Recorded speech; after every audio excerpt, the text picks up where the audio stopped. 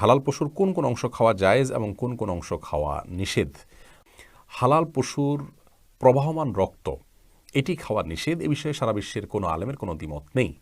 অর্থাৎ জবের সময় যে রক্ত প্রবাহিত হয়ে থাকে, বের হয়ে থাকে, রগে যে রক্ত থাকে, যেটা প্রবাহমান থাকে, সে রক্তটা খাওয়া হারাম।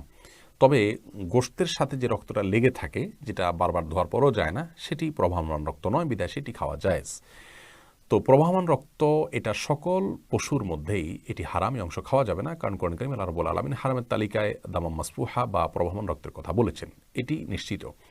এর বাইরে হালাল পশুর আর কোনো অংশ কি আছে যেটি খাওয়া যাবে না?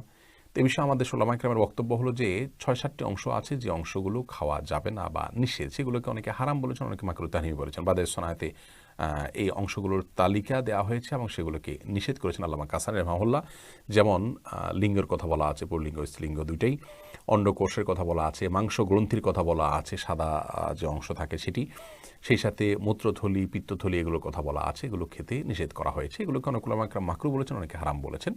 এর পাশাপাশি মুরগির যে গলা আছে, গলার ভেতরের যে অংশ, সাদা অংশ, সেটাকেও খেতে মাকরুহ বলেছেন ওলামায়ে কেরাম অনেকে। তবে আরবের ওলামায়ে কেরাম তারা বলেছেন যে প্রবাহমান রক্ত ছাড়া হালাল পশুর কোনো অংশ খাওয়া নিষেধ নয়।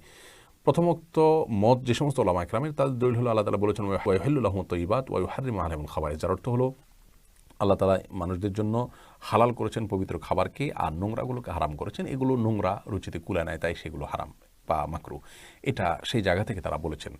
আর যে সমস্ত ওলামায়ে কেরাম বলেন যে প্রবাহমান রক্ত ছাড়া হালাল পশুর আর কোনো কিছুই খাওয়া নিষেধ নয়, তাদের দলিল হলো নবী করিম সাল্লাল্লাহু আলাইহি সাল্লামের যুগে সাহাবায়ে কেরাম অহরহ তারা এ ধরনের বিভিন্ন পশু জবে করে খেয়েছেন।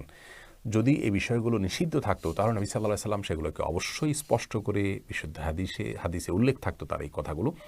যেহেতু কোনো হাদিসে বা কোরআন কারীমের কোনো জায়গায় স্পষ্ট করে এই বিষয়গুলো খাওয়ার পরে কোনো নিষেধাজ্ঞা আসেনি, অতএব এগুলোকে হারাম বা নিষেধ বলার কোনো কারণ নেই। আর এটাকে নোংরা বস্তু বলে হিসাবে বা খাবিজ বস্তু হিসাবে যে এটাকে খাওয়ার ব্যাপারে নিষেধাজ্ঞা দেওয়া হচ্ছে, সে বিষয়ে তাদের বক্তব্য হলো যে আসলে এটা রুচির ব্যাপার। কারোর কাছে এগুলো স্বাভাবিক মনে হলে তিনি খাবেন, কারোর কাছে এটা অস্বাভাবিক মনে হলে তিনি খাবেন না। কিন্তু এটা অ্যাবসোলিউট নোংরা নয়, অর্থাৎ সকলের মতেই এবং নিশ্চিত নোংরা এটা আমরা বলতে পারি না। এটা যার যার রুচির ব্যাপার। আল্লাহ রাব্বুল আলামিন হারামের তালিকায় এগুলো উল্লেখ করেননি বা কোনো হাদিসে উল্লেখ থাকেনি, যার কারণে এগুলো খাওয়া যাবে। তবে লেজ, জিহ্বা এ জাতীয় যেগুলো আছে সেগুলোর ব্যাপারে কারোরই কোনো দ্বিমত নেই যে সেগুলো খাওয়া যাবে।